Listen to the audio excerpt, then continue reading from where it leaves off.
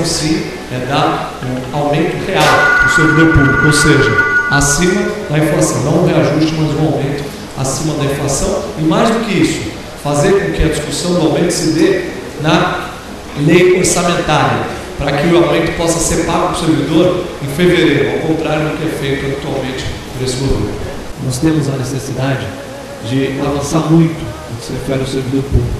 Hoje, Santos conta aí com quase 12 mil servidores, 11.900 servidores municipais, e a média de salário de todos os servidores é algo em torno de R$ 2.400. Significa dizer que entre as 20 maiores cidades do estado de São Paulo é a quinta pior média, ou seja, é necessário avançar em muito. Estamos distantes do limite prudencial, que é de 51,3%, e temos muito a ser feito. Vamos fazer não só no salário, mas também na valorização do servidor. Temos o projeto do cartão do servidor que nós pretendemos implantar, vantagem para que o servidor possa acessar uma rede convenada de serviços e possa, de fato, usufruir do orgulho de ser servidor público da Prefeitura Municipal de Santos, com as vantagens, com a valorização que nós vamos promover. Esse é o nosso compromisso, sendo eleito, deve ser cobrado por isso, dentro do diálogo permanente que a gente vai ter com o sindicato. Nenhum dos projetos que constam no nosso plano de governo será implementado e alcançará os resultados efetivos sem o servidor público valorizado, sem o servidor público devidamente motivado. Então, o servidor será uma prioridade dentro do nosso governo. Tendo a possibilidade de ser eleito prefeito, vou valorizar o servidor para que ele possa estar motivado e possa exercer um papel importante na execução desses projetos que nós temos para a cidade.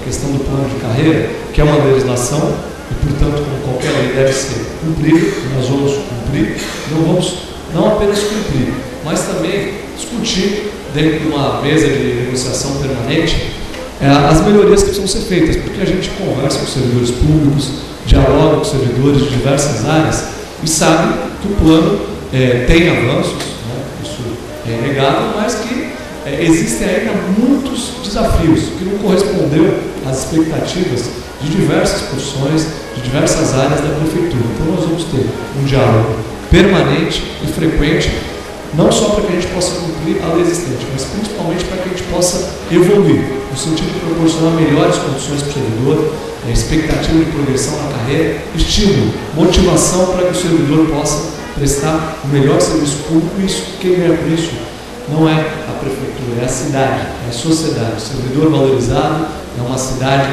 com serviço público de melhor qualidade para que a gente possa avançar cada vez mais. Se eu fosse prefeito, eu não teria permitido que a CAPEP chegasse no estágio vergonhoso desse ponto.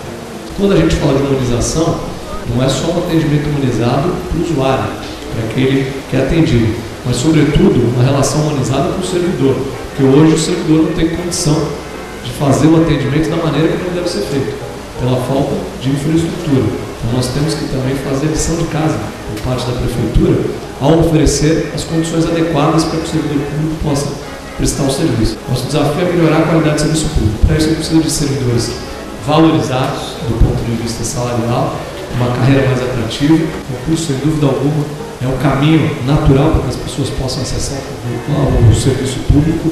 Nós vamos incentivar a realização de concursos para todas as áreas, porque existem carências de servidores em diversas áreas da prefeitura. Para que mentir se tu ainda não tens esse dom de saber iludir? Para que